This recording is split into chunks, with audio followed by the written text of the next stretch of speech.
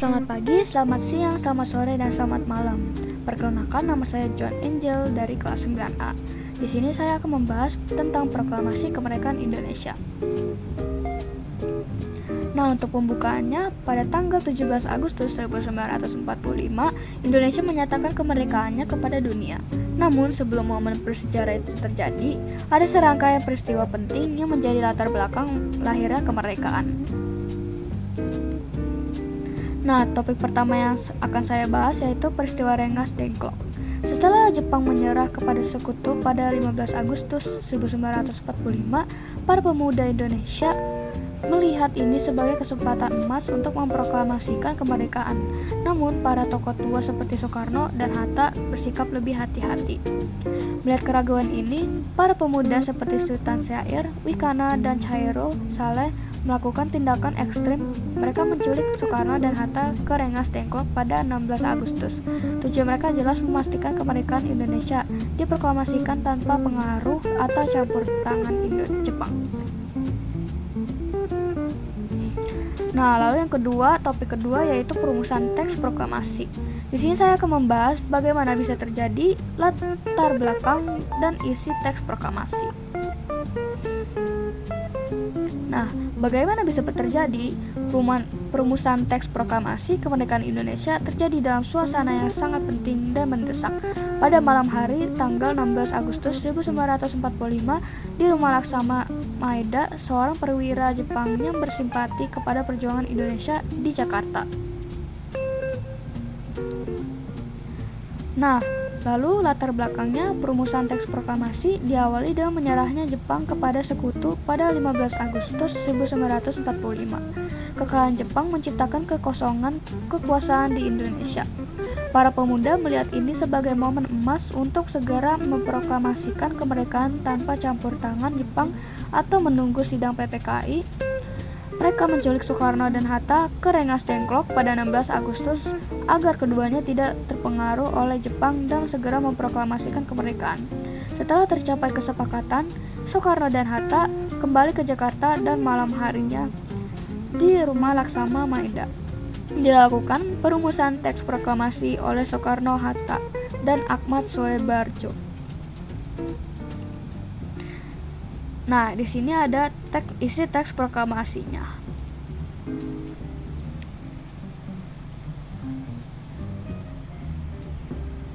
Nah, lalu kita akan lanjut ke topik yang ketiga, yaitu proklamasi kemerdekaan.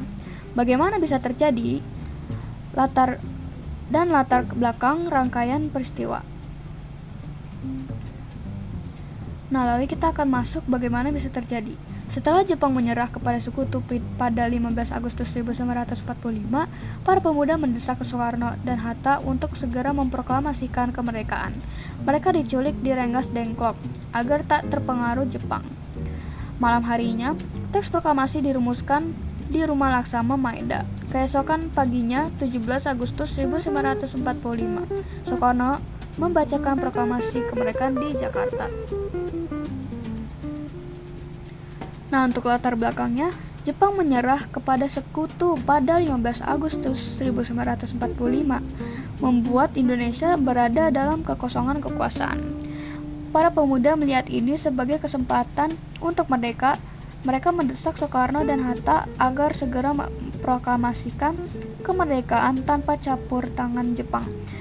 Desakan inilah yang mendorong terjadi proklamasi pada 17 Agustus 1945. Nah, untuk rangkaian peristiwanya, pada 15 Agustus 1945, Jepang menyerah kepada sekutu.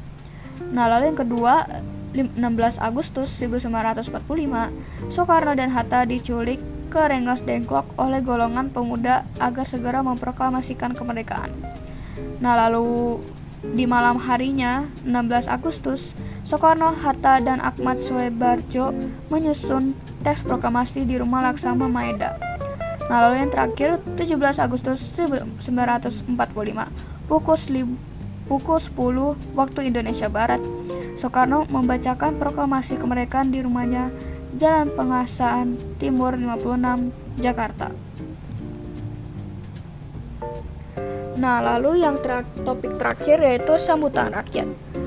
Nah, lalu ada di sini saya akan membahas bagaimana reaksi rakyat, penyambutan dari berbagai aspek, dan aksi yang dilakukan rakyat selanjutnya. Bagaimana reaksi rakyat? Rakyat Indonesia menyambut proklamasi kemerdekaan dengan penuh semangat dan sukacita. Berita proklamasi cepat menyebar ke berbagai daerah. Meskipun tanpa media modern, rakyat mengibarkan bendera merah putih, mengambil alih kantor-kantor pemerintahan, dan melucuti senjata tentara Jepang. Semangat persatuan dan perjuangan membara di seluruh penjuru negeri. Nah, lalu penyambutan dari berbagai aspek. Setelah proklamasi dibacakan, rakyat di berbagai daerah segera bertindak. Mereka mengibarkan bendera merah putih, menyebarkan berita kemerdekaan, merebut kantor-kantor pemerintahan, dan melucuti senjata Jepang. Di banyak tempat, rakyat juga membentuk pemerintahan daerah secara mandiri. Ini menunjukkan bahwa proklamasi benar-benar didukung oleh seluruh rakyat Indonesia. Nah, lalu yang terakhir, aksi yang dilakukan rakyat selanjutnya, yaitu mengibarkan bendera merah putih di berbagai tempat, mengambil alih kantor-kantor pemerintahan dari tangan Jepang, membentuk pemerintahan lokal secara mandiri, dan melucuti senjata tentara Jepang, serta berjuang mempertahankan kemerdekaan melalui perlawanan bersenjata saat Belanda datang kembali. Begitu saja, sekian, terima kasih dari saya.